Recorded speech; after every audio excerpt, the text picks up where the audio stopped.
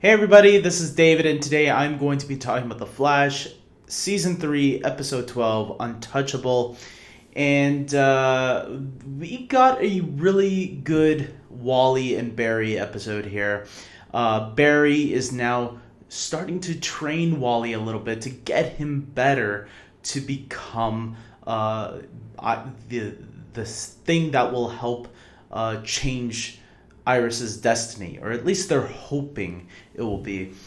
There are a lot of things I really liked about this episode. First of all, let's get into the Barry and Wally relationship here. I really liked seeing Barry mentoring Wally, and while remembering how Wells had trained him in the past, and even Zoom to an extent, two Wellses, by the way, Wells from Earth 2. Zoom,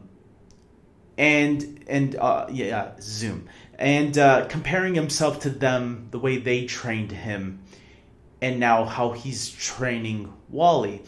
And it's true, when Barry was learning a lot of those techniques, they were usually in the moment of inspiration, when it was in the heat of the moment, and Barry needed some words of wisdom when he was kind of doubting himself. And I remember the evil Dr. Wells, the very first one, who turned out to be Eobard Thawne. We should really stop calling him Harrison Wells. We know his real name. He's on Legends of Tomorrow right now, played by a different actor, but it's still the same character because that's what he actually looked like. It kind of annoys me when they still refer to the Season 1 Harrison Wells as Harrison Wells, because it's like, come on, guys, we know his real name now. We should be getting used to calling him that. But I guess it's to get people to remember, oh yeah, he was played by Tom Cavanagh. And that's what they mostly called him in Season 1, was Dr. Harrison Wells. But getting back on track here, I thought the relationship between Barry and Wally was great. And how finally at the end, Barry was getting ready to do this big thing to save everybody on the train. And he had to vibrate the train, which took a lot out of him, which could kind of give us a hint at what might happen down the road. Maybe when we get to this Infinity Crisis storyline that the future has been teasing us with. If you remember the newspaper, it says the Flash has gone missing during a crisis, and that is a reference to Crisis on Infinite Earths, where Barry does evaporate, from my understanding. He evaporates. And maybe that gives us a hint of what he might have to do. Maybe he'll have to vibe or, vibrate to save something even bigger than just a train. That's just a guess. Obviously, that newspaper takes place in the year 2024. That will be like the 10th season of The Flash. And if Smallville can make it for 10 seasons, I bet these writers and these producers, I bet the CW plans for The Flash to go on for 10 seasons, just like Smallville did. I guarantee they want this to be their next Smallville. I really did like that Joe is finally in the know about Iris, that she's going to be killed, because I kind of saw this coming. As soon as they told Joe the truth, I knew he was going to get pissed off. When you keep secrets, this shit happens, especially on these type of shows. And they had to let it out. But thankfully, unlike, Captain or Quentin Lance from Arrow, thankfully Joe, he's easy to get over it eventually and forgive his friends and family, because we saw there at the end that they all huddled together and was like, okay, from this point on, no more secrets. Even though I was like thinking to myself, this is a CW show. There is no way you guys are gonna not keep secrets from each other. There's always gonna be a secret out there in this universe, whether it's on Arrow or Legends or whatever. You guys are always going to have secrets, and that's going to be your drama. That's just how CW shows are. I would love it if these shows would stop with the secrets, because in real life, people have secrets, but it's like not as many as you guys keep. And unless the person is a terrible person that doesn't trust his family or his friends, I think secrets should just die. With that being said, we also have, Julian and Caitlin.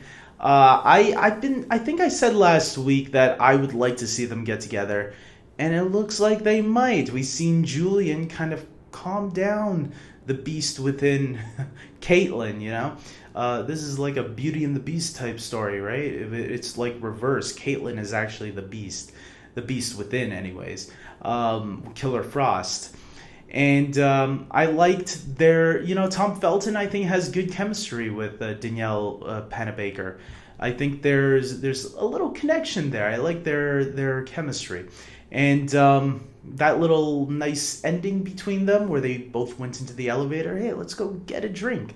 And they said, okay, but I have a feeling that's what's actually going to turn Caitlin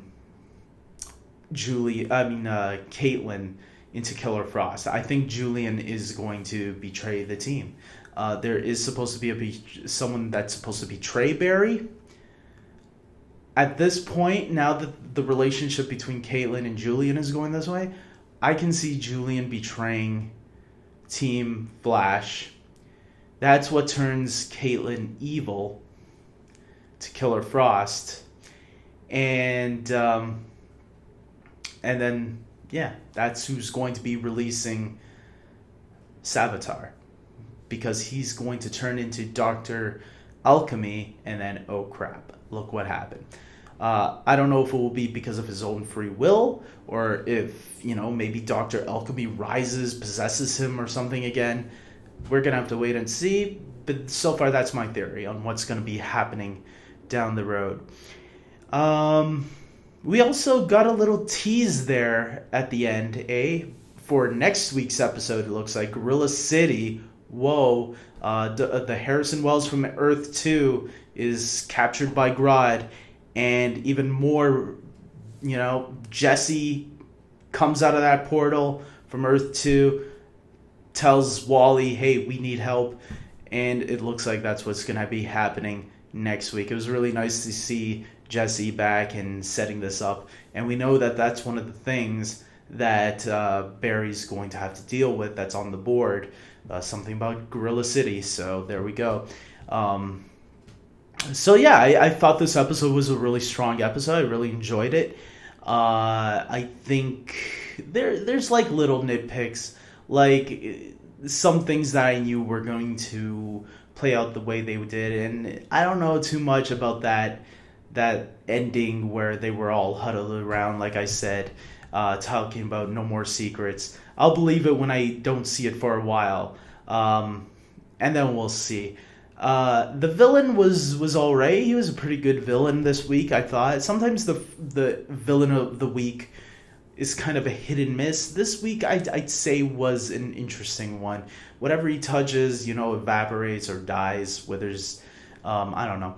And, but yeah, he was a creepy villain. I liked him. I like that Wally he's getting into that mode, training, thanks to Barry. So yeah, this was a really strong episode. And can't wait for next week, guys. Tell me what you think. Comment below. There's not really anything negative I have to say about it, aside from some little nitpicks. So I'm going to end this here. So comment below. Like this video if you agree with me. Don't dislike it. Come on. And until next week, guys, take care.